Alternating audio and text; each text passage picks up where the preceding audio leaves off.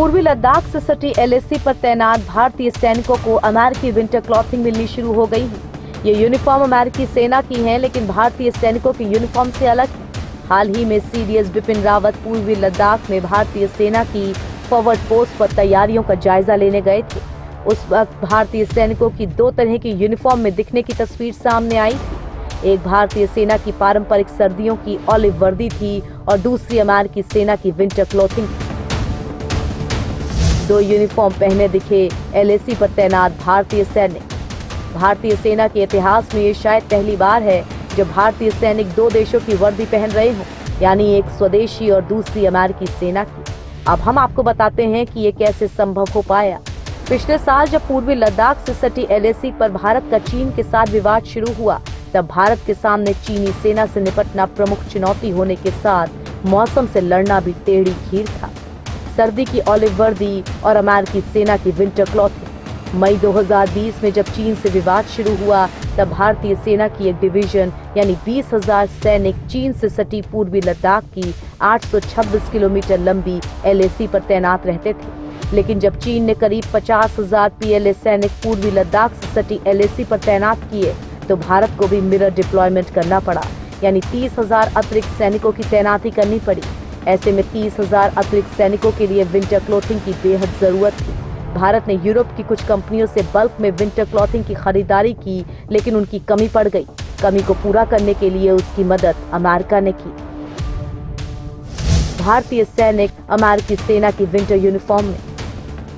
दरअसल वर्ष 2016 में भारत और अमेरिका ने logistic exchange memorandum of agreement यानी लेमोआ करार किया था। इसके तहत दोनों देश एक दूसरे के सैन्य अड्डे, छावनी और बंदरगाह इस्तेमाल करने के साथ सैन्य मदद भी कर सकते हैं।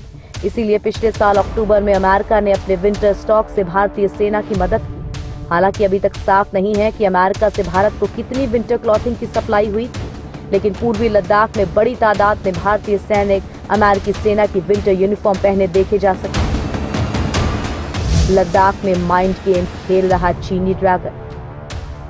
पूर्वी लद्दाख में पिछले कई महीने से चल रहे तनाव के बीच चीन के एलएसी से अपने 10,000 सैनिकों को हटा लेने का दावा किया था। चीन के हांगकांग शहर से प्रकाशित अखबार साउथ चाइना मॉर्निंग पोस्ट में चीनी सेना के सूत्रों के हवाले से बताया गया था कि भीषण सर्दी के इस मौसम में जंग की संभावना कम होने की वजह से चीनी सेना को भारत से लगी विवादित सीमा को हटाया गया है। रिपोर्ट में कहा गया कि सभी सैनिक सेना के वाहन में गए ताकि भारतीय पक्ष उन्हें देख सके और उनकी पुष्टि कर सके। हालांकि भारतीय सेना ने भी माना है कि चीनी सैनिक वापस गए हैं। हालांकि भारतीय सेना ने कहा कि अभी तक तनाव वाले इलाके से कोई चीनी सैनिक नहीं हटा है। इन जगहों पर गत वर्ष 5 मई से तनाव बना हुआ है। विशेषज्ञों का कहना है कि चीनी अखबार के 10,000 सैनिकों को हटाने के दावे की स्वतंत्र पुष्टि करने के कोई तरीका नहीं, लेकिन अगर इतने बड़े पैमाने पर सैनिकों को हटाया गया है तो सैटेलाइट तस्वीरों या संचार उपकरणों की मदद से उसे पकड़ा जा सकता है। भारतीय सेना फुल अलर्ट मोड पर। विशेषज्ञों के मुताबिक इन चीनी सैनिकों के वापस जाने की कोई तस्वीर भी नहीं है। उनका कहना है कि ये चीनी सैनिक इस खुशफहमी में वापस गए हैं कि चीनी सेना ने अंतिम पोस्ट तक धातु की रॉड बना ली है और पूरी एलएसी पर अवॉइंट लैंडिंग ग्राउंड बनाया गया है। उनका कहना है कि ये चीनी सैनिक इस खुशफहमी में वापस गए हैं कि चीनी सेना ने अंतिम पोस्ट तक एक धातु की रोड बना ली है और पूरी एलएसी पर एडवांस लैंडिंग ग्राउंड बना लिया गया है। चीन के पास अब इतनी क्षमता है कि वो मात्र 1 सप्ताह के अंदर अपनी पूरी सेना को तैनात कर सकता है।